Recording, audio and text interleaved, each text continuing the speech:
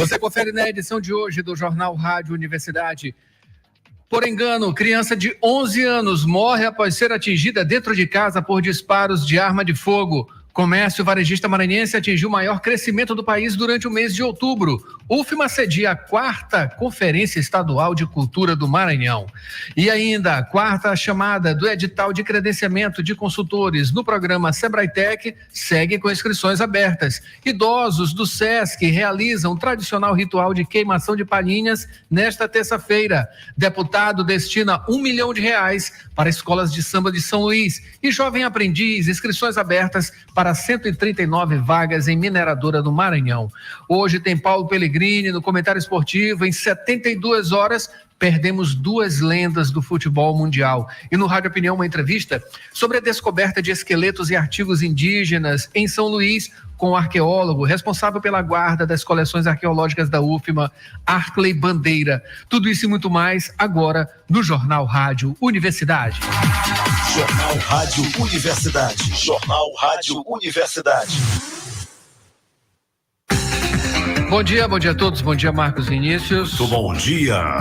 É isso aí, nesta terça-feira, dia 9 de janeiro de 2024, dia do astronauta lá nos Estados Unidos, né? E aqui no Brasil, dia do Fico, a data que em 1822 o então príncipe Dom Pedro declarou que não cumpriria as ordens das cortes portuguesas que exigiam a volta dele a Lisboa, ficando no Brasil. A Universidade FM alcança mais de 30 municípios do Maranhão e o mundo através da internet. Acesse universidadefm.ufma.br. Participe pelo telefone 3272-8106 ou pelo WhatsApp 99217-2647. Baixe o app oficial. Siga-nos no Instagram, ex-Twitter e Facebook. Também estamos no Radiosnet e nas plataformas de áudio Spotify, Deezer, Amazon Music, Google e Apple Podcasts. Procure a Universidade FM e ouça. É a 106 nos dispositivos móveis. E você confere agora os destaques dos principais impressos locais. Manchetes do dia. 7h11. Vamos começando aqui com o Jornal Pequeno e você confere com a gente lá no YouTube, Jornal Rádio Universidade, ou então lá no site da 106. A manchete hoje em Jornal Pequeno é Lesa Pátria. 4 mandados foram cumpridos na Grande São Luís durante a operação da Polícia Federal. Isso aqui tem a ver, claro, com os ataques, né, antidemocráticos que ontem fizeram 1 ano e teve aí o evento realizado no nível federal para fazer as devidas menções, né, ao que tentaram fazer aqui no país e que não conseguiram.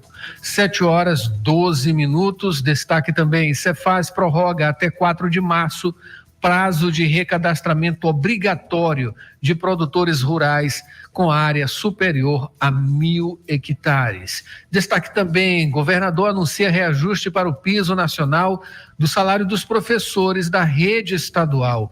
Lula afirma que perdão a golpistas soaria como impunidade. Aprovadas na Comissão de Comunicação penalidades para condutas que impeçam o exercício do jornalismo. E Duarte destina R$1 milhão para escolas de samba de São Luís. Daqui a pouquinho essas informações. 7h13. Destaque também aqui em O Imparcial. Manchete: Brandão anuncia reajuste de salário dos professores. Todos os professores receberão reajuste do piso nacional do magistério, anunciado pelo governo federal via Ministério da Educação, publicado no Diário Oficial da União. Carnaval 2024. Duarte destina R$1 milhão para escolas de samba de São Luís. Carnaval da Praia Grande terá Joelma e Chicabana. Polícia Federal cumpre 4 mandados no estado do Maranhão. O objetivo foi identificar pessoas que financiaram fatos ocorridos em 8 de janeiro de 2023 em Brasília, quando o Palácio do Planalto, o Congresso e o STF foram invadidos. 120 presos não voltaram após saída temporária. E no futebol, Mota e Sampaio já tem novos compromissos agora pelo estadual. No nível nacional não deu, né? Os dois foram eliminados. 7h14 agora. Esses são os destaques dos principais impressos da capital maranhense na manhã desta terça-feira. Daqui a pouquinho tem os destaques da internet. Marcos Vinícius. Quem vem agora é o professor Euclides Moreira Neto com seu comentário matinal. Bom dia, professor. Bom dia, ouvintes da Rádio Universidade FM. Hoje, 9 de janeiro, terça-feira. A data de hoje se comemora o Dia do Fico. E esse é o tema da nossa crônica de hoje. Há 202 anos, o Brasil desobedeceu Portugal. Apesar de Dom Pedro I ter descumprido a ordem portuguesa, a historiografia contemporânea não entende o episódio como um antecedente da independência, mas sim como uma busca por autonomia brasileira ainda dentro do reino. O Paço Imperial foi palco de grandes acontecimentos, como o Dia do Fico, em 9 de janeiro de 1822, a coroação de Dom João VI em 1818 e a chegada de Dona Leopoldina para o casamento de Dom Pedro, em 1817. Se é para o bem de todos e felicidade geral da nação, estou pronto. Digam ao povo que fico. Ao contrário do imaginário popular, muito provavelmente essa frase não foi dita pelo então príncipe regente Dom Pedro I, no episódio conhecido como Dia do Fico. Segundo historiadores, trata-se de mais uma camada das construções de ideias de nação brasileira na esteira da posterior independência do Brasil. Mas é inegável que o tal dia, ocorrido há exatos 202 anos, em 9 de janeiro de 1822, na Câmara do Rio, foi a materialização da queda de braço entre o Reino de Portugal e a colônia brasileira. E aí reside sua importância histórica. Na época, o ato de permanecer no Brasil foi visto como astuto, audacioso e principalmente arriscado. Tratava-se da contraposição às determinações do poder de representação das Cortes de Lisboa. Em Portugal, o gesto foi recebido pelos defensores de uma Constituição como ato de arrogância e de rebeldia, mas foi visto como alento pela Casa Real. Aqui no Brasil, foi festejado como decisão democrática e de expressão soberana da vontade do povo, em defesa de interesses brasileiros. Dadas essas informações sobre o Dia do Fico, retornamos ao estúdio. Muito obrigado, professor Euclides. 7h16 agora. Informações do trânsito. Temos agora informações do trânsito também com o professor Euclides. Vamos lá, professor. Meu caro Adalberto, passando agora para dar informe sobre o trânsito aqui na região do Calhau, do São Francisco, Renascença e Ponta da Areia. Olha, há um alerta amarelo de que vai haver muitas nuvens intermitentes ao longo do dia, o que poderá provocar chuvas a qualquer momento. Sobre o trânsito, desde ontem, segunda-feira, a Prefeitura intensificou os trabalhos de recapeamento das principais avenidas, especialmente na Colares Moreira e na Castelo Branco, o que provocou grandes congestionamentos ao longo do dia, e esse trabalho ainda não está findado, ele deve continuar ao longo desta terça-feira. Portanto, muito cuidado. Nesse momento, já temos congestionamento na região da rotatória do Comando da Polícia Militar e no Marcos Center. E nas demais avenidas, as máquinas já estão se posicionando e já começa o transtorno de engarrafamentos em função desse trabalho de recapeamento, que é necessário e está sendo feito, graças a Deus. Adalberto. Professor, passei por ali por volta de 6 horas da manhã, o pessoal já estava começando a se movimentar e com certeza o trânsito vai ficar complicado por lá também. Você pode participar, você que está ouvindo a gente, 99217-2647, mande sua mensagem aqui para o nosso WhatsApp sobre o trânsito. 7h18, quem vem é Borges Júnior, já está no contato? Borges Júnior com informações do trânsito também. Borges, bom dia. Bom dia, Adalberto, Marcos, bom dia a todos. Informações da Jerônimo de Albuquerque, altura dos bairros Coafma Pinhais. Adalberto, nesse trecho, por enquanto, o trânsito segue fluindo nos dois sentidos, não há alterações que comprometam a fluidez, um pouco mais intenso para quem se desloca sentido centro, já o condutor que faz a movimentação contrária se dirige e segue sentido bairro. Trânsito mais leve, mas no geral não há intercorrências que comprometam a fluidez neste momento, nesse trecho da via. Adalberto. Que bom, Borges, muito obrigado pelas informações. São 7h19 agora, daqui a pouquinho mais informações do trânsito.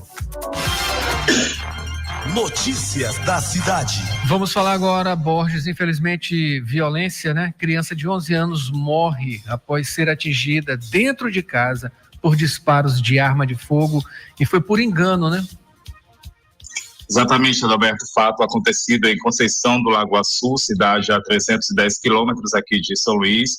Durante esse fim de semana, na noite de domingo, a criança foi atingida dentro de casa, estava em uma rede na sala, momento em que o homem passou pela rua. O suspeito estava a pé e efetuou 2 disparos para dentro da casa. O tiro acabou atingindo o garoto, os tiros, identificado apenas como Gustavo. Ele era natural de Pedro do Rosário, o menino tinha 11 anos de idade, estava na casa do tio, conhecido como Marcinho, há poucos dias, e de acordo com informações da polícia, o suspeito teria como alvo Adalberto, o tio da criança, o Marcinho. Então, ao passar pela rua, efetuou os disparos para dentro da casa, acreditando ser o tio que estivesse dentro da rede. Ainda segundo a polícia, Marcinho é suspeito de envolvimento com o tráfico de drogas na região. O autor dos disparos fugiu do local, seguindo para uma região de Matagal. Ele continua foragido e a polícia segue investigando este caso. Adalberto. Que coisa lamentável, que coisa lamentável. Uma criança, a morte de uma criança é uma coisa terrível, né? Coisa terrível. Dessa maneira, nessas circunstâncias, muito pior, por conta da violência, né? Uma coisa desnecessária, não tinha nada a ver com nada e acabou sendo atingida e faleceu. Lamentável, só tem a lamentar. O fugitivo aí, enfim, vai ser pego de alguma maneira ou também não, né? E não vai trazer de volta a criança e os pais, né, que ficaram sem a criança, enfim, que coisa lamentável. 7h21 agora, Borges, mudando de assunto, vamos falar agora sobre comércio, aliás, sobre a Universidade Federal do Maranhão, que vai sediar a partir de hoje a 4ª Conferência Estadual de Cultura do Maranhão. Cultura, né, que está mais do que na ordem do dia em termos de discussões, né? Exatamente, Adalberto. Esta vai ser a segunda e última etapa dessa conferência. Vai ser realizada no Centro Pedagógico Paulo Freire, da UFMA, aqui em São Luís. A abertura acontece nesta terça-feira, a partir das 9 da manhã. Vai contar com a palestra magna do doutor em Direito pela Universidade Federal de Pernambuco, também pós-doutor pela Universidade de Milão, do Francisco Humberto Cunha Filho. Antes, às 8 da manhã, tem um credenciamento. A temática desta edição é Democracia e Direito à Cultura, fazedores de cultura do Maranhão, gestores municipais e sociedade civil organizada vão debater as prioridades nas políticas públicas para os próximos anos e, simultaneamente à conferência, vão acontecer 2 exposições, uma de fotos e outra uma exposição virtual no metaverso Casa da OPA, alusiva aos 206 anos do Teatro Arthur Azevedo.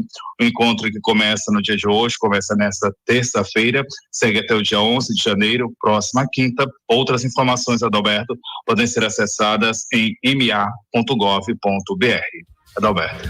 Fazedores de cultura, não é isso? Estamos aí à beira de uma discussão, no olho do furacão, né? De uma grande discussão que envolve os fazedores de cultura do nosso estado, né? Da nossa capital, a falta de pagamentos também, de incentivos, né? Precisa de incentivo também, claro, né? As pessoas vivem disso e, enfim, muita crítica, né? Em cima, justamente nesse período que estamos passando agora pelo Carnaval, temos aqui agora, neste momento, né? E ainda mais opções, vai ser tanta opção nesse Carnaval que é capaz até de terminar, né, de isolar esses fazedores culturais daqui do nosso estado, por conta de atrações de fora, enfim, sem xenofobia também, né? A gente não pode ser, nesse aspecto também, impedir que a cultura de outros estados venham para cá, mas, enfim, isso precisa ser feito de uma maneira responsável e, claro, fazendo o pagamento dessas pessoas, né, que está em atraso. Esse assunto, com certeza, ele vai surgir no meio dessas discussões, né, sobre cultura, fazedores de cultura daqui também, e essa deve ser, com certeza, um dos pontos fortes, né, desse evento também. Essa expectativa. O momento está aí, serviu, caiu, né? Calhou de haver um evento de 3 dias aqui na Universidade Federal do Maranhão, né? Promovido também pelo governo do estado, para falar sobre cultura, né? Tem que falar sobre isso, se não falar, enfim, estão perdendo tempo, né? 7h24 agora. Borges continua com a gente, tá? Borges continua com a gente, ele vai falar agora sobre o comércio varejista maranhense. Atingiu o maior crescimento durante o mês de outubro, isso aí em margem nacional, não é isso, Borges? Exatamente, Adalberto, esse crescimento foi de 3,1%, posição de destaque que consta na nota do comércio varejista referente a outubro de 2023, divulgada nesta segunda-feira pelo IMESC, que é o Instituto Maranhense de Estudos Socioeconômicos e Cartográficos, publicada a cada 2 meses. Essa nota ela traz dados referentes ao volume de vendas, confiança do comércio e do consumidor, também endividamento e inadimplência das famílias, entre outros dados. Dados do IBGE, Adalberto, Instituto Brasileiro de Geografia e Estatística, de 3,1% em outubro, comparado a setembro, indicou aí o maior crescimento mensal do Brasil, resultando em um acúmulo de alta de 9,9% de janeiro a outubro de 2023, e esse bom desempenho do setor no estado tem ligação à desaceleração da inflação e também ao mercado de trabalho maranhense, que se tornou mais favorável nesse período. Adalberto. Maravilha, é isso aí mesmo, Borges, né? Que bom. E mudando de assunto aqui, falando ainda sobre UFMA, Borges, divulgado aí o calendário acadêmico referente ao ano letivo de 2024 aqui na Universidade Federal do Maranhão? Calendário aprovado pelo CONCEP, Conselho de Ensino, Pesquisa, Extensão e Inovação, órgão deliberativo, consultivo, normativo e de avaliação em matéria de ensino, pesquisa, extensão, cultura e assuntos estudantis. O primeiro semestre letivo vai se iniciar em 11 de março, com encerramento programado para 13 de julho de 2024. Quanto ao segundo semestre, está previsto para ser iniciado em 14 de agosto, com término agendado para 14 de dezembro. O calendário, ele inclui também, Adalberto, as especificações de feriados nacionais e locais, além dos pontos facultativos. Outras informações podem ser acessadas a partir do site da UFMA, que é o portalpadrão.ufma.br. Adalberto. Maravilha, Borges, muito obrigado pelas informações, são 7h27. Agora vamos adiantar aqui o bloco, Marcos Vinícius, vamos chamar, portanto, aqui para os próximos destaques, né? No segundo bloco, a gente tem aqui, também com Borges e também com o professor Euclides Moreira Neto, informações sobre a 4ª chamada do edital de credenciamento de consultores no programa programa Sebrae-Tech, tá? Desculpe, programa Sebrae-Tech, que segue com inscrições abertas. Fala também sobre os idosos do SESC que vão realizar hoje o tradicional ritual de queimação de palhinhas. Deputado destina R$1 milhão para escolas de samba de São Luís e jovem aprendiz, inscrições abertas para 139 vagas em mineradora no Maranhão. Olha, hoje tem Paulo Pellegrini também no comentário esportivo, ele fala sobre 2 perdas, né, de 2 lendas do futebol mundial em menos de 72 horas.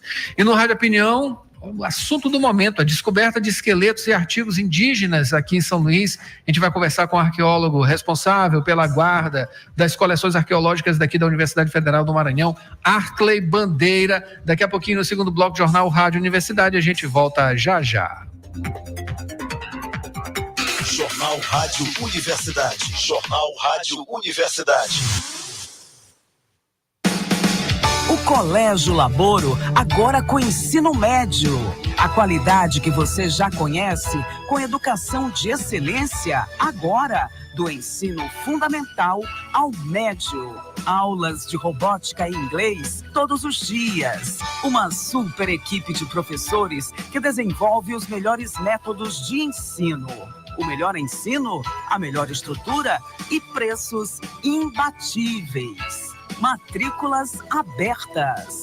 Informações: colégio.laboro.edu.br. Sou Laboro. Sou nota máxima no MEC.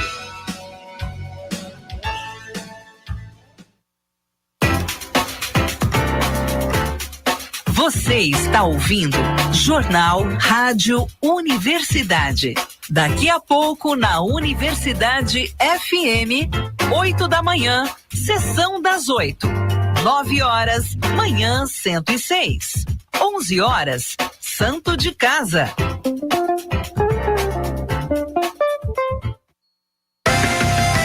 Banco do Nordeste, sua micro ou pequena empresa tem crédito com as menores taxas, tanto para capital de giro quanto para investimento. E você ainda aproveita as facilidades do cartão BNB.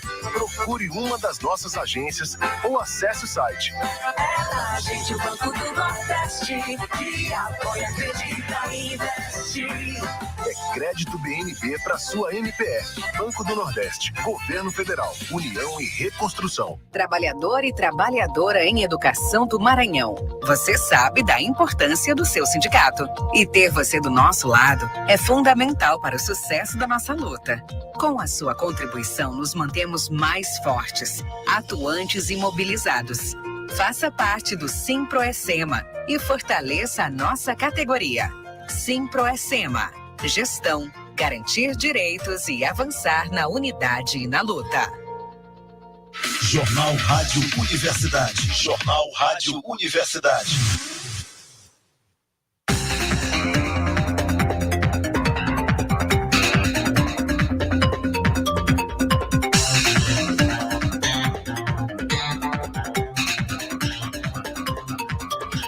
Sete horas e 31 minutos agora, estamos de volta com o Jornal Rádio Universidade. Você acompanha com a gente aqui, de onde você estiver, né? No Dial, também pela internet, YouTube, no site da 106, o nosso aplicativo oficial também, se você quiser baixar, só ir lá nas lojas, né? Tanto da Apple quanto da Samsung, enfim, todos os sistemas, 2 sistemas, tá? 7 horas e 31 minutos, a gente traz agora destaques de O Imparcial no site, que tem como manchete nesta terça-feira: tentativa de feminicídio. Suspeito de agredir a própria irmã pauladas é preso no interior do Maranhão. A cadeia, né? Agressão. Agressor foi identificado como Lucinaldo, de 28 anos, né? Tá louco, tá maluco?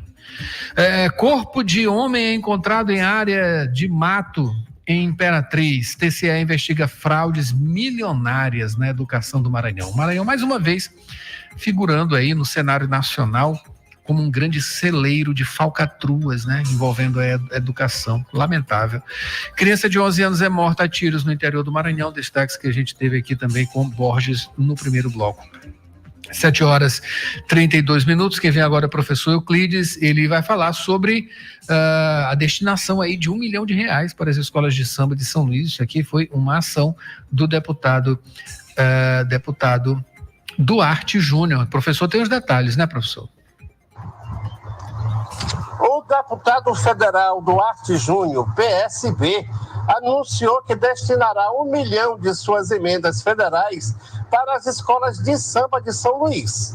O parlamentar esteve na quadra da Favela do Samba no último sábado e ouviu dos fazedores de cultura que as agremiações vinham sofrendo com a falta de incentivo por parte da Prefeitura de São Luís.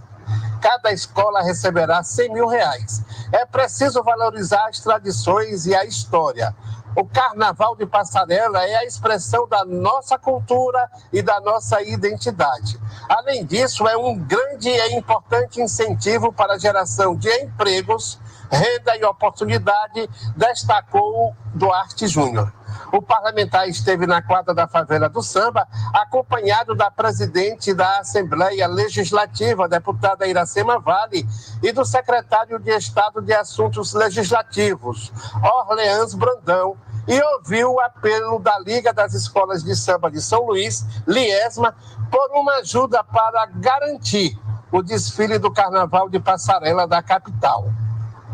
Adalberto. Muito obrigado, professor. Informações, 7h33.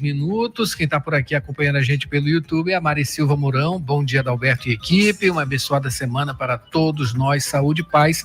Com certeza, Mari. Muito obrigado aqui, sempre acompanhando a gente. Rosenilde Caldas também, sempre acompanhando a gente. Bom dia. O Ronaldo Teixeira, né? Em família, lá no Turu. Tá, as filhas Sofia, Maria Helena e também a esposa Adriana. Abençoada terça-feira a todos, com certeza, Ronaldo. Muito obrigado. 7h34. Agora o destaque lá em... vamos ao G1 Maranhão. Tá aqui, tentativa de feminicídio. Preso homem que aparece em vídeo agredindo a própria irmã a pauladas no interior do Maranhão. Isso aí, vai pra cadeia. Morto por engano, um menino de 11 anos é morto após ser baleado dentro de casa no interior do Maranhão. Que coisa terrível, coisa lamentável. Crime contra mulheres, homem que se passava por pastor é preso por manipular e estuprar mulheres no Maranhão. É cada uma. 7h35 agora. Professor Euclides volta agora, Marcos Vinícius, ele vai falar sobre o Jovem Aprendiz, né? Inscrições abertas para 139 vagas, isso em uma mineradora aqui em nosso estado, não é isso, professor? A Vale está com inscrições abertas para um processo seletivo que oferece 129 vagas no programa Jovem Aprendiz, com oportunidades em São Luís e Açailândia. Os interessados podem se inscrever até 20 de janeiro exclusivamente pela internet. Os requisitos incluem idade entre 18 e 21 anos e a conclusão do ensino médio. É importante mencionar que há vagas reservadas para pessoas com deficiências e a empresa destaca que, neste caso, não há limite de idade para participar. Com duração de até 2 anos, o programa será ajustado conforme a formação do candidato, sendo necessário residir na região onde a vaga está disponível. As jornadas de trabalho variam entre 4, 6 ou 8 horas, dependendo da proposta de emprego. Para ocupar a vaga, é obrigatório estar completamente vacinado contra a Covid-19, de acordo com a faixa etária, e ter a vacinação contra a febre amarela em dia. O processo seletivo conduzido de forma online é composto por etapas eliminatórias, como provas, dinâmicas em grupos, avaliação psicológica, participação em um painel virtual com gestores, exames médicos admissionais e entrega de documentos. Os selecionados receberão uma bolsa auxílio a partir de R$ 900, assistência médica hospitalar, seguro de vida, transporte ou vale-transporte, quando aplicável, além de acesso a um programa de assistência ao emprego e incentivo à prática de atividades físicas. A Vale também informa que os contratos oferecerão na fase práticas na empresa benefícios como vale alimentação e vale refeição ou alimentação no local quando disponível. Adalberto. Isso aí, professor. Oportunidade, né? Vamos aproveitar.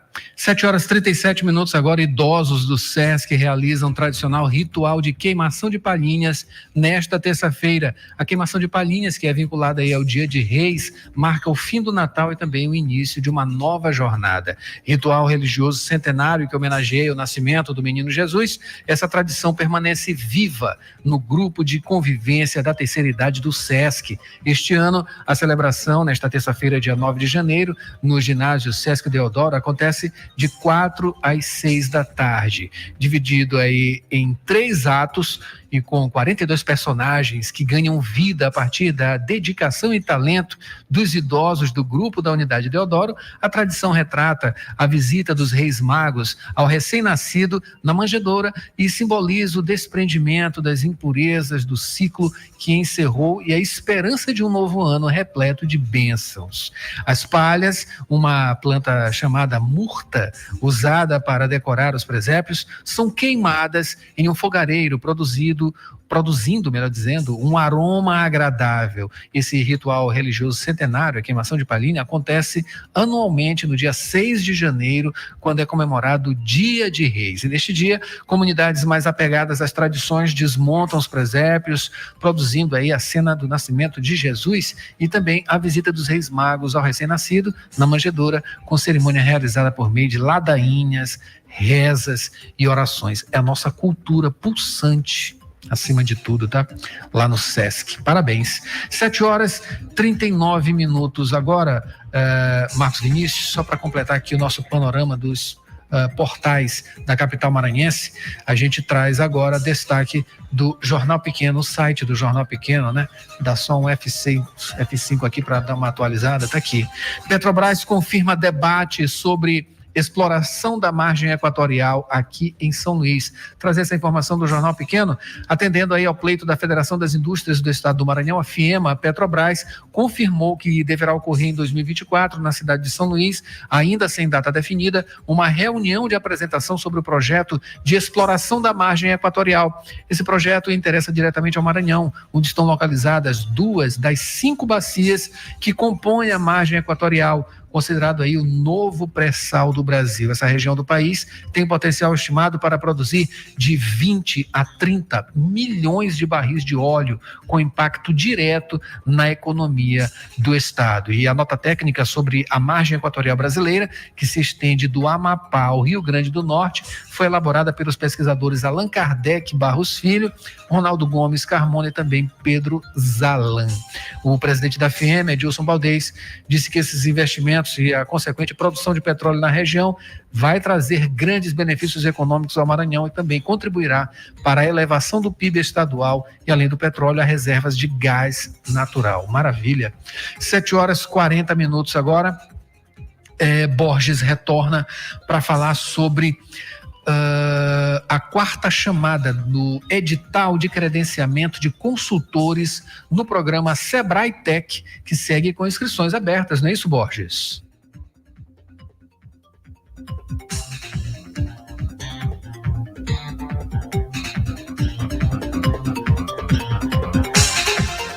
A informação com Borges Júnior para falar sobre o Sebrae Tech. As inscrições podem ser feitas até o dia 22 de janeiro deste ano. Podem participar instituições científicas e de inovação tecnológica e pessoas jurídicas legalmente constituídas no país. As competências técnicas devem ser comprovadas nas áreas de produção e qualidade, design, sustentabilidade e desenvolvimento tecnológico. Também instituições e empresas que já se cadastraram anteriormente no programa. O gerente da Unidade de Inovação e Tecnologia do Sebrae no Maranhão, César Guimarães, explica sobre o funcionamento do programa. O Sebrae Tech é um programa que proporciona intervenção direta em temáticas de inovação e tecnologia aos pequenos negócios do Maranhão. Esse serviço, essas consultorias, elas são disponibilizadas através do atendimento que é feito pela rede Sebrae, através das nossas unidades de negócio e também por meio dos canais digitais.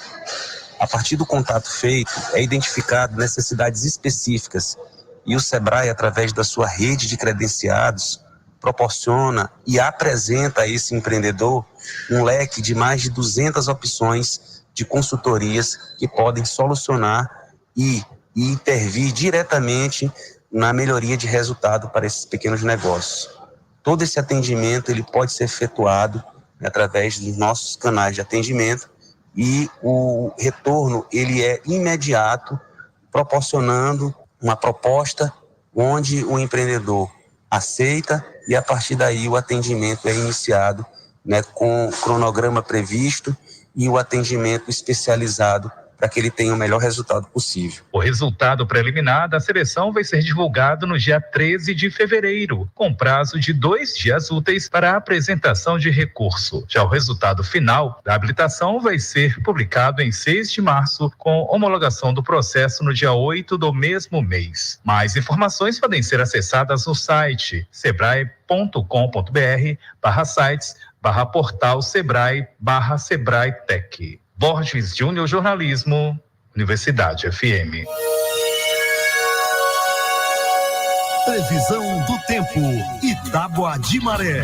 São 7h43 agora. São Luís amanheceu com céu parcialmente nublado, mas pode chover à tarde e à noite. A umidade está a 84%, temperatura de 27 graus, sensação de 30. A média mínima 24, máxima 31 graus. Informações aqui do site Clima Tempo. E vamos aproveitando para trazer as informações da tábua de maré neste 9 de janeiro, terça-feira, pré-amar. A primeira aconteceu às 5h11 da manhã com 5,4 metros. A segunda será às 5h26 da tarde, também com 5,4 metros. Baixa-mar, a primeira acontece logo mais às 11h09 da manhã com 1,1 metro. A segunda às 11h58 da noite com 0,8 metro. Notícias do Brasil. E você acompanha com a gente, né? Lá no YouTube ou então no site da 106, as manchetes nacionais visualizando. E você que está acompanhando a gente, vamos ouvindo, né? Nem Folha de São Paulo, nesta terça-feira, a manchete é: investimento no Brasil mal cobre desgaste de equipamento. Após melhora em 2021, aportes voltam a cair, com efeito sobre a produtividade. Dados atualizados do Sistema de Contas Nacionais do IBGE mostram que os investimentos no Brasil nos últimos 8 anos foram incapazes de deflagrar, melhor dizendo, um novo ciclo de desenvolvimento econômico. Pior, eles mal cobriram perdas com o desgaste de máquinas, de equipamentos e de infraestrutura. Os números consolidados do indicador IPEA, Instituto de Pesquisa Econômica Aplicada, apontam para que do investimento líquido, né, que descontada aí a depreciação, nos 2 últimos anos, ou seja, o dinheiro injetado foi insuficiente para manter os recursos que impulsionam a produção do país.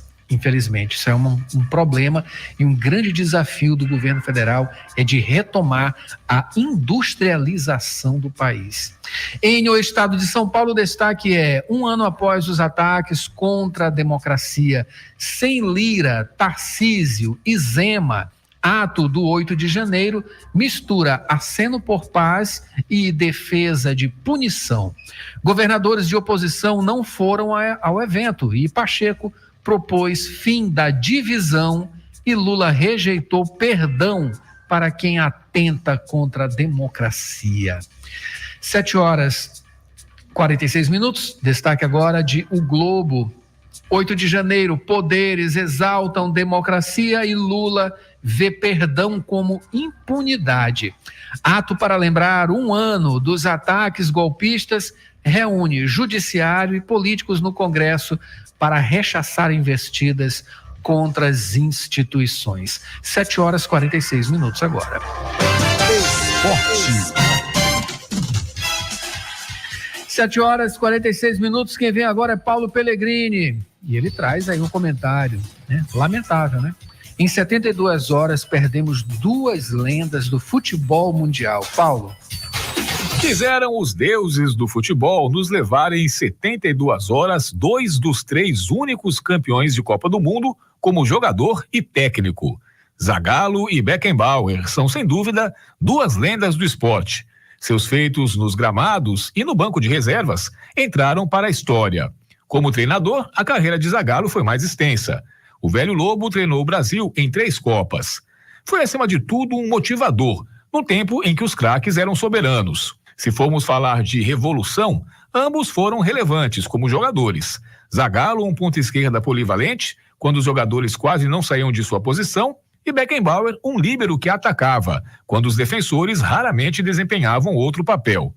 Como treinador, Zagallo foi melhor, mas Beckenbauer foi mais craque. Aliás, um dos 5 maiores europeus da história, ao lado de Puskás, Cruyff, Zidane e Cristiano Ronaldo. Como personagens, Zagallo era um ufanista, o que estimulava ao mesmo tempo um amor à seleção, que hoje existe menos, e uma desconfiança por parte dos críticos, que lhe cobravam mais conhecimento tático e menos patriotismo. Beckenbauer era sóbrio, um treinador, um dirigente com a mesma frieza e elegância dos tempos de jogador, mas também, em um dado momento, um personagem controverso, que teve que lidar com uma investigação sobre pagamentos e contratos indevidos quando foi presidente do Comitê de Organização da Copa de 2006. No final das contas, a história os absolveu. Seus feitos falarão mais alto do que suas polêmicas. O futebol se despede de 2 de seus maiores ícones e 2 países de 2 de seus maiores heróis.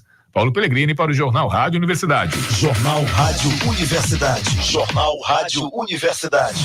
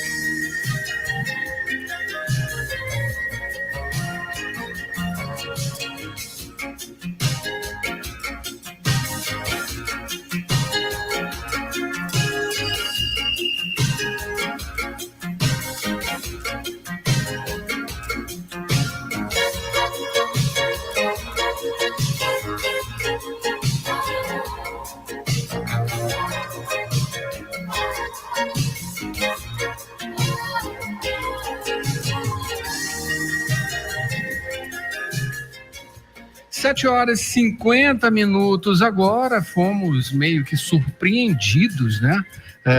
Na última semana com a divulgação de achados arqueológicos aqui em nossa capital, dizendo respeito aí a achados, né, de corpos, né, restos mortais indígenas aqui na nossa capital, através aí de uma escavação em uma construção em um condomínio aqui na nossa capital. E para falar sobre esse assunto, a gente recebe, claro, uma pessoa que tem tudo a ver com esse assunto, né? Aqui da Universidade Federal do Maranhão, que é o arqueólogo responsável pela guarda das coleções arqueológicas daqui da Universidade Federal do Maranhão, onde vai ser sediado esses artigos. Eles vão estar dispostos, sendo estudados e também mostrados aí ao grande público. A gente vai conversar com o professor Arkley Bandeira. Professor Arkley, bom dia, seja bem-vindo mais uma vez aqui ao Rádio Opinião. Bom dia, Adalberto. Bom dia, ouvintes da Rádio Universidade FM. É um prazer estar aqui com vocês. Satisfação a nossa de recebê-lo mais uma vez, né? Sempre bom conversar com vocês, não só sobre assuntos da universidade, né? Em termos administrativos, né? Porque você faz parte aí também da nossa direção, né? Da universidade, mas para falar sobre a sua especialidade, né? Que é justamente na arqueologia, dentro desses aspectos que são fantásticos, maravilhosos. Enfim, tem um gostinho a mais de estudar esse tipo de coisa, né? Inclusive porque diz respeito, nesse caso especificamente mais ainda, né, de uma coisa tão nossa, né, que é a nossa história, que é são dados aí antropológicos maravilhosos, né, que vão ser com certeza estudados, catalogados, né, destrinchados e concretizando a ciência acima de tudo. Enfim, qual foi pessoalmente para você a sensação, né, justamente de termos agora essa notícia que é muito boa e que tem uma vastidão, digamos assim, né, de frutos que podem render disso, inclusive turísticos também, né? Exatamente, Adalberto. É bom pontuar algumas questões. Primeiro, é uma pesquisa que ela é desenvolvida por pesquisadores do Piauí, né? Esses pesquisadores, eles se organizam em torno de uma empresa que presta consultoria na área de licenciamento ambiental do campo da arqueologia. E como a Universidade Federal, ela entra nesse contexto, para poder você compor um projeto de solicitação de autorização de pesquisa, é necessário a instituição endossante. O que é a instituição endossante? Caso se descubra materiais arqueológicos, esse material fica nessa instituição. Por que funciona dessa forma? Os bens de natureza arqueológica são bens culturais. Eles não pertencem a um grupo ou um indivíduo, eles pertencem a toda a coletividade. E tem um outro dispositivo administrativo que esse material ele não pode sair do lugar de origem. Então, mesmo a equipe sendo de Teresina, esse material não poderia sair do Maranhão para lá. Por isso, a universidade, como instituição endossante desde 2015, ela vai receber essas coleções arqueológicas e vai fazer o que a gente chama de salvaguarda. O que é salvaguardar? É proteger essas coleções para que elas estejam disponíveis daqui a décadas, centenas ou milhares de anos à disposição da comunidade. Como você colocou, é um achado de importância ímpar no Brasil, porque nós somos um país de clima tropical. Chove-se 6 meses e faz aridez em 6 meses. O que isso proporciona? Muito micro-organismo atuando no solo. Esses materiais orgânicos, né, sejam eles de origem animal, humana ou vegetal, eles se decompõem muito rápido. E esse tipo de sítio característico que chama sambaqui, que em tupi quer dizer monte de concha, ele tem uma peculiaridade, que é esse acumulado de concha. A concha, com o passar dos anos, ela solta carbonato de cálcio. Cálcio que a gente usa para calcificar os ossos. Esse carbonato de cálcio, em contato com esses esqueletos, promoveu a preservação. Por isso que nós estamos falando de material de 4, 5, 6 mil anos preservados. Se fossem outros sítios, como a céu aberto, possivelmente esse material tinha se decomposto e virado pó. Por isso da importância. E uma outra questão. No Nordeste, nós temos pouquíssimos sítios cemitérios escavados. Temos no Justino, lá onde foi feita a hidrelétrica de Xingó, e em outros poucos contextos. E aqui no Maranhão, para a felicidade da ciência, foi descoberto um sepultamento, né, um cemitério, uma necrópole indígena com mais de 40 sepultamentos ali de povos que viveram aqui há pelo menos 4 mil anos atrás. Que maravilha, muito bom, de uma coisa tão perto da gente, né? A gente na cultura pop, né, a gente vê a coisa também dessa forma, né, documentários, né? No YouTube você abre tanta coisa, tanta informação e ter isso tão próximo da gente enfim, maravilhoso, né?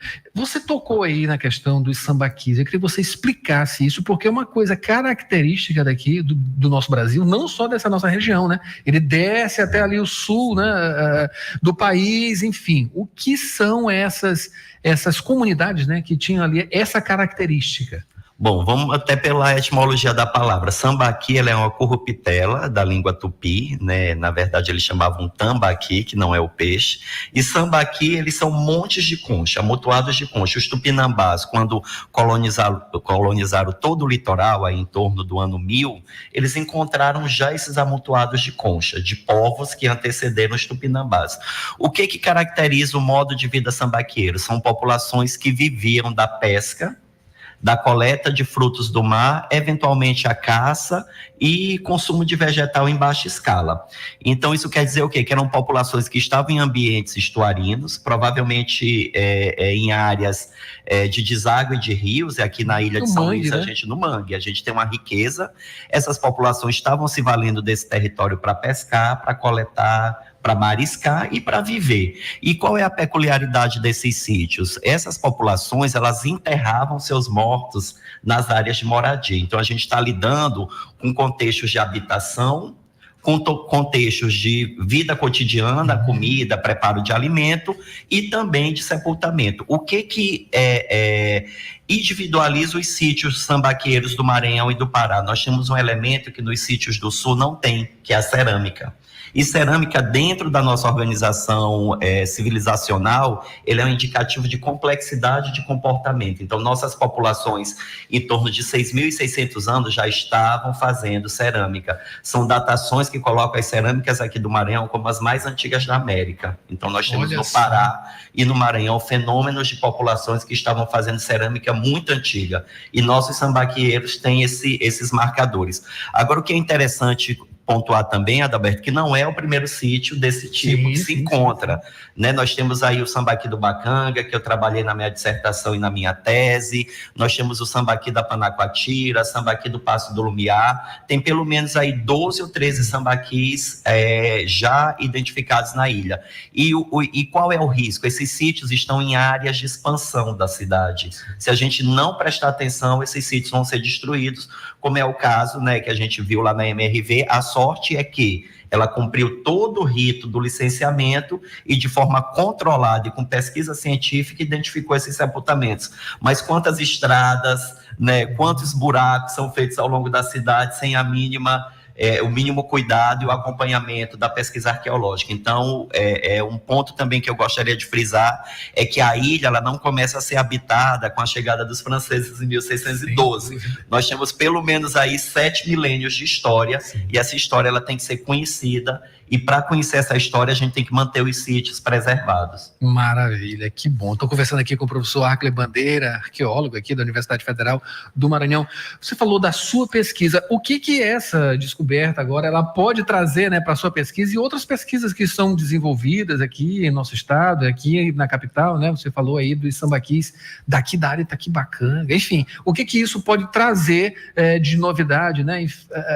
Incrementar, digamos assim, nessas pesquisas que já existem? Bom, essa pesquisa, assim, do ponto de vista do estudo dos sambaquis na ilha de São Luís, foi muito boa para mim. Primeiro porque é um falso negativo. Eu precisaria de outras pesquisas para balizar, para saber se lá há 10, 15 anos atrás o que eu estava falando tinha sentido em termos de ocupação do território. E foi confirmado, né, por essa equipe de pesquisa, pelo menos 4 ocupações humanas naquela região, que é o que eu vinha olhando nos outros sítios, e que também a cerâmica mina, que é uma cerâmica muito específica desses grupos, que ela coloca junto à pasta cerâmica, junto à argila, o resto de concha, também aconteceu lá.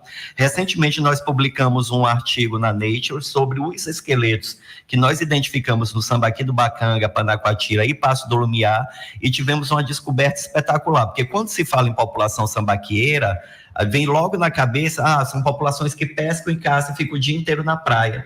E aí nós fizemos retirada de isótopos, né, desses esqueletos. Essa pesquisa foi tocada na Universidade de Barcelona e nós descobrimos que essa população também estava comendo milho.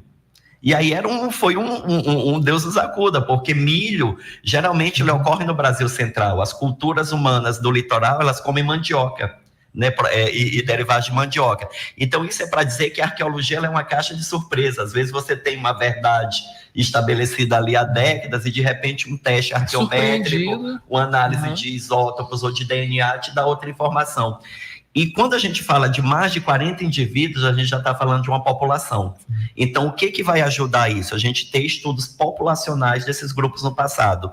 Dieta, tipo de comportamento, possíveis doenças, possíveis causas mortes, dieta através do estudo de dente, DNA antigo, para ver as origens dessas populações. Então, você trabalhar com mais de 40 indivíduos é uma coisa espetacular do ponto de vista de compreender essas populações para além da sua cultura material, que são os objetos que cercavam no dia a dia. Por falar em objetos, né, qual é o aspecto cultural que dá para sentir, que dá para extrair do que foi encontrado lá? Porque a gente sabe, como você falou, né, a questão da cerâmica, ela demonstra ali uma coisa cultural também, né? O que se pode observar, né, pelo menos já de primeiro impacto, de primeira observada, no que foi achado agora? Bom, começando pela cerâmica, a cerâmica ela pode ser indicador, como eu estou dizendo, de etnicidade. Cerâmicas diferentes, no mesmo contexto arqueológico, provavelmente são originárias de grupos humanos diferentes. Sim. As pessoas buscavam fazer as coisas um pouco diferentes. Então,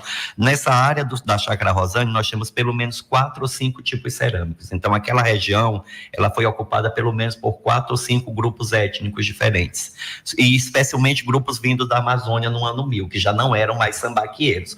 O que a gente está tratando lá? De um sítio que foi reocupado de formas diversas ao longo de 5.000 anos, como na Europa. Você começa a cavar na Europa, você vai desde o período medieval, bizantino, galo-romano, neolítico e paleolítico, é como funciona aqui. Nós também vimos na coleção artefatual de objetos machados polidos, então também eram grupos que já dominavam o polimento da rocha. Para que esse polimento?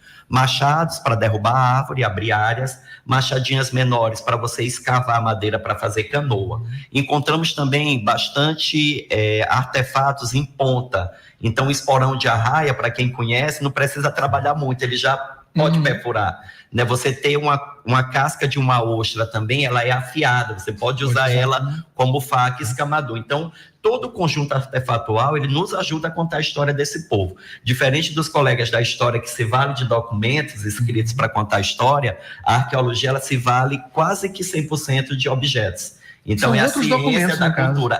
No período que são nossos documentos, o nosso contexto arqueológico, ele é formado pelos artefatos, pela espacialidade do sítio e o tempo. Como é que a gente obtém o tempo? Através das datações. Então, por exemplo, o carvão pode ser datado, cabelo, unha e o próprio osso desses indivíduos também podem ser datados, para a gente ter mais ou menos a expectativa de tempo que essas populações viveram nessa região. E mais uma questão também que eu queria tocar, Adalberto, é que a ilha foi totalmente ocupada durante esses 7 ou 8 milênios. Então, isso quer dizer o quê? Muito cuidado ao abrir buraco, né? Tenham ciência que você pode fazer uma descoberta fortuita, e caso se descubra algo, né, que você não esperava ali na sua obra, leve essa comunicação às autoridades públicas, que elas vão saber o que fazer com esse material. O que a gente não pode é deixar destruir, ou se apropriar. Esse material, ele não pode ser de 1 ou de 2 pessoas, ele é todo da gente. Então, esse da ponto sociedade, também que é da sociedade. E a pessoa pode estar ali justamente em cima de um grande tesouro, né? Sem Exatamente, literalmente. Arkley, para a gente finalizar, a questão geográfica. Aquela ali é uma parte alta, né? Sim. Que, se for observar, ela dá uma visão para o mar, não é isso? E ela é mais alta em relação às outras partes aqui da cidade. O que isso, em termos geográficos, isso pode dizer, né, sobre essa cultura que tinha ali, esse povoamento ali? Isso é até uma brincadeira que eu costumo falar com os colegas da engenharia, que falam: Clay, onde eu chego eu encontro o sítio. Aí eu pergunto: onde é que você procura terreno para colocar a sua obra? É numa área brejosa, pantanosa, ou num topo de colina? No topo de colina. Eu falei, as pessoas do passado também privilegiavam isso. Isso chama, Adalberto, na arqueologia, domínio da paisagem. Então, você se porta numa área mais alta, você tem domínio visual de quem entra e quem sai, você domina os acessos à maré, provavelmente ali tinham cursos de águas maiores, Rio Pimenta, Rio Calhau, tudo ali está mais ou menos próximo daquela região. E Claude Abbeville, um cronista francês que esteve aqui, né, na missão francesa de fundação da França Equinocial, ele deu conta no livro dele, né, a história da missão francesa na Ilha do Maranhão, de 27 aldeias. No mínimo. Então, nós estamos falando aí de 27 áreas potenciais de sítio, e que, inclusive, alguns nomes permaneceram. Provavelmente, essa aldeia lá onde está a Chácara Rosane era a antiga aldeia do Turupi, que é Turu. Mas a gente tinha a aldeia do Araçagi Sergipe, que é o bairro do Araçagi, a aldeia de Exauape, que é onde estava o Vinhais Velho, a aldeia de Maracanã, onde está Maracanã, a aldeia da Maioba, onde está Maioba, a aldeia do Geniparana, onde está o Geniparã. Então, os próprios nomes, né, de origem tupi indicam essa presença antiga. E convém pontuar também que os tupis foram os grupos que os colonizadores encontraram, mas vieram pessoas, né, aqui ocupando a ilha muito antes dos tupis. Seriam os ancestrais dos ancestrais do que a gente considerou povos indígenas. Esses grupos... por volta de 2.000 anos? Nós temos uma cronologia aqui na ilha que vai de 6, bem datado, né? Tem uma datação para o sítio Chácara Rosane de sedimento, que dá 9.000 anos, mas a gente precisa ter datações das peças. Mas aqui para a ilha, nós temos um contexto de datação muito bem seguro, com mais de 80 datas, que diz que nossa ilha ela é ocupada pelo menos 6.600 anos atrás. 6.600 anos até a chegada dos colonizadores. Então, se a gente pega todo esse processo de temporalidades aqui, nós temos pelo menos aí quase 7 milênios de pessoas vivendo, de história, e pessoas vivendo na nossa ilha. Então, foi boa essa descoberta também do ponto de vista pedagógico, para as pessoas, né, introjetarem que a nossa história ela não começa no século XVII. A nossa história ela tem uma profundidade temporal maior. Para finalizar agora mesmo, né? Tá bom, né? É demais, isso é muito instigante, né? Muito instigante, mas a gente já está no limite do tempo aqui, mas eu tenho que perguntar isso. O olhar exterior para justamente essas descobertas. A gente está falando aí de uma integração, né, de uma história com o resto da história do mundo, né? Enfim, que é muito antigo. Sim. Bom, essas descobertas, elas já estão, né, dentro da comunidade, ela já tem, a comunidade arqueológica já sabe dela há uns 2 anos, pelo menos, da descoberta dessa necrópole. Além das parcerias com a própria equipe de pesquisa do Piauí, que vem para cá, que é Conceição, o Hélito Lage, uma orientando a minha aqui do PGCUT, a Fernanda, também trabalha nessas escavações, nós já temos aqui bem encaminhado o convênio de cooperação para estudo de DNA antigo com a Universidade de Barcelona. Estamos aí tentando construir também um convênio de cooperação com o Museu de Arqueologia e Etnologia da Universidade de São Paulo, justamente para que a gente possa estudar com mais acurácia. A informação arqueológica, ela demora um pouco. Não adianta a gente espremer o limão e tentar dali fazer uma limonada que foi descoberto agora. Exatamente. O que se tem ciência agora? Dessa necrópole que está sendo escavada, precisa ter calma, a escavação não pode ser demorada. E qual é o passo seguinte? Justamente a análise. E essa análise, ela tem diversas naturezas, desde a datação, DNA, dieta, isótopo, craniometria, físico. Então você tem uma série de áreas ali conjugadas para entender esses esqueletos. Mas eu já te digo que é uma notícia que chamou a atenção da comunidade arqueológica para cá, para a Ilha de São Luís, em decorrência da importância desses achados. E o que é legal, esse material vem para a universidade. É isso que eu ia perguntar. Quando a gente vai estar, quando a gente vai poder ver isso? Os sepultamentos, eles já estão aqui na universidade, eles ainda não estão sob a nossa guarda. A equipe de pesquisa ainda responde legalmente por esse material, mas nós temos 3 containers aqui que os esqueletos vieram, que a gente chama casulo, encasulados, protegidos no sedimento para cá, para que eles possam ser escavados com calma em laboratório. A perspectiva é que a empresa que demandou os serviços de arqueologia financie, né, sem ônus nenhum para a universidade, um espaço para que esses esqueletos possam ficar salvaguardados, assim como os restantes de materiais retirados, e aí a universidade ela vai dar vazão a estudos através de cooperação, dissertações, teses, iniciações científicas. A exposição, eu quero saber da exposição. A exposição já é um processo que vincula um outro trabalho da universidade, que é a recuperação do CIOG, para funcionamento do Museu de Arqueologia. Então, no caso assim que o CIOG esteja pronto, eu acredito que em 2025, o restauro para o Museu de Arqueologia da UFMA, esse material vai para lá, para a exposição. Então, a comunidade vai ter que esperar mais um pouquinho para vê-los. Mas vale a pena. Vale a pena. Isso é um History Channel aqui em São Luís. Vale a pena. Que maravilha. Bom, eu acabei de conversar aqui com o Arkley Bandeira, professor aqui, arqueólogo da Universidade Federal do Maranhão, está responsável aí, portanto, sobre essas guardas, né? Não só dessas, outras também, né? De coleções arqueológicas aqui na universidade. A gente acabou de conversar sobre essa descoberta de esqueletos e artigos indígenas aqui em São Luís. Arkley, muito obrigado, sempre com informações interessantíssimas aqui pra gente, e a gente espera você em um outro momento para falar sobre esse e outros assuntos também, né? Porque isso aqui não acaba agora, né? Tem muita coisa, né? Obrigado, gente, um bom dia para todo mundo. Maravilha. Uma notícia dessa, né? Maravilhosa, com um destrinchar dessas informações, a gente termina o Jornal Rádio Universidade de hoje, prometendo vir amanhã com mais informações aqui a partir de 7h10 na Rádio Universidade FM, sempre.